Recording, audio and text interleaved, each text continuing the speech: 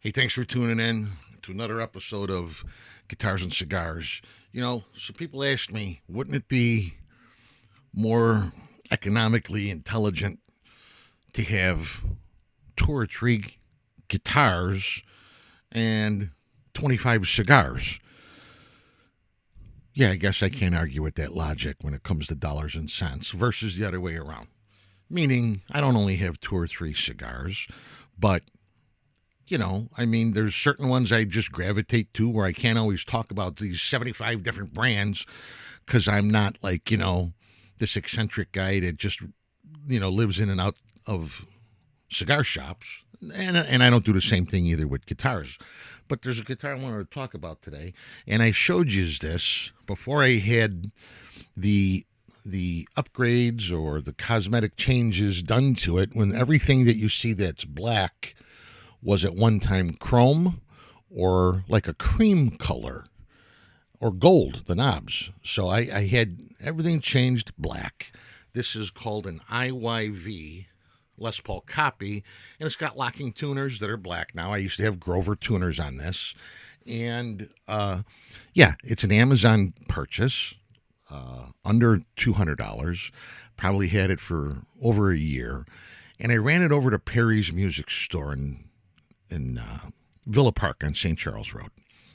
And at first I was going to try and change out the hardware and the strings and the this and the that. And it was like, well, I don't do that for a living, but Rob over at Perry's Music does. He's a luthier. He's a guitar tech guy. This is what he does for a living. And let me just bring it to him because he said, yeah, if you want to go ahead and do it, go ahead. And when you get stuck, just bring it over. Well, I'd rather have him do it from the get-go. And I went and picked it up last night. Again, here it is. I think it's beautiful. It's still just got the cream binding, which throws me off a bit, and the cream nut and on the side of the neck, but I have to live with that. I'm not going to have this entire guitar redone and stripped down, and it's crazy to me. So, good enough.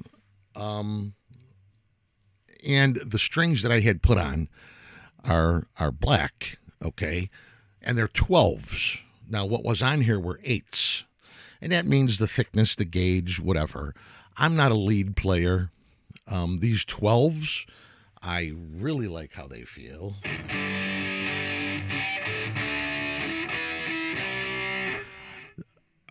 They feel just better to me. They seem to stay in tune a bit better. I'm not doing all this bending and craziness and solos and things like that. And, he sat down with me. He says, hey, come on into the workshop. I also have a Gibson Les Paul there that he's putting new strings on and just giving it a quick once over. There's nothing wrong with it. It's just, I wanted him to just, while I have your attention, take a look at this also. And he was going to put black pickup covers on it for me is really all he was going to do, but the ones I supplied him didn't fit. So be that as it may. But he says, let me tell you something. He goes, I take these things apart. I work on them. I look at the craftsmanship. And he was explaining to me, obviously Fender and Gibson are well-known guitars, Ibanez, Jackson, all of these things. He says, there are a lot of guitars, Mexican-made Fender Strats, Japanese, and then, this influx of Chinese-made or Indonesian or whatever guitars. And there's good and bad and everything. And he's like, there isn't a world of difference in expensive guitars and some imports. He was very, very happy and very impressed with the playability, construction, sound, all of that with this guitar, as I am. Just a quick thing to take note of.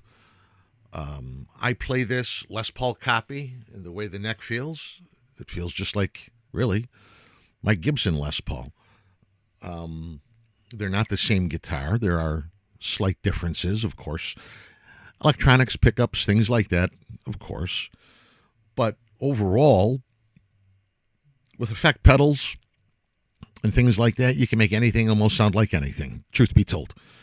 So this has, I would call it a C-shaped neck, a thicker neck kind of like my Gibson Les Paul. Not terribly. It's not a baseball bat, but I already got a thick neck.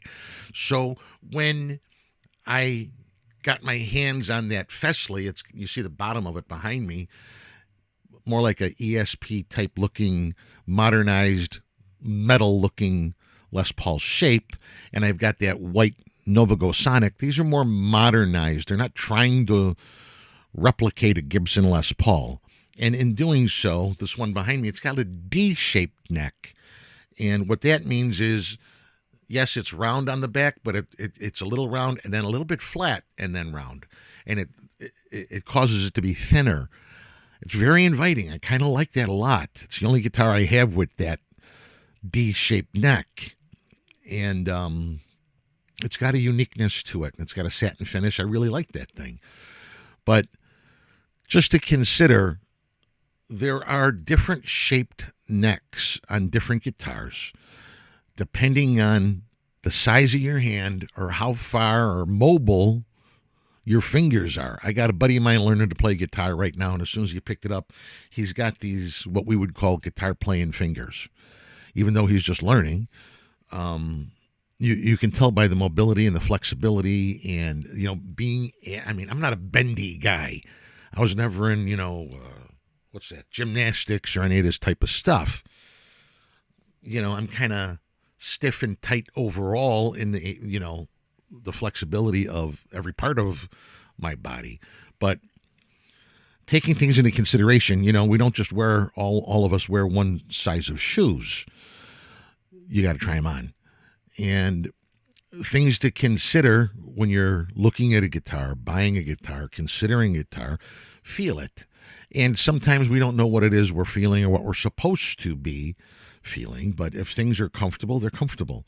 If they're not, they're not. You could have a $3,500 guitar that just feels like, okay. And you can get a $200 guitar. It's like, oh, I get it now. So there's no right or wrong answer. Some people like Ford, some people like Chevy, some people like Dodge, some people like imports. Who's wrong? Nobody's wrong. Nobody's wrong. It's what works for you. It's what you can afford. It's what you are attracted to.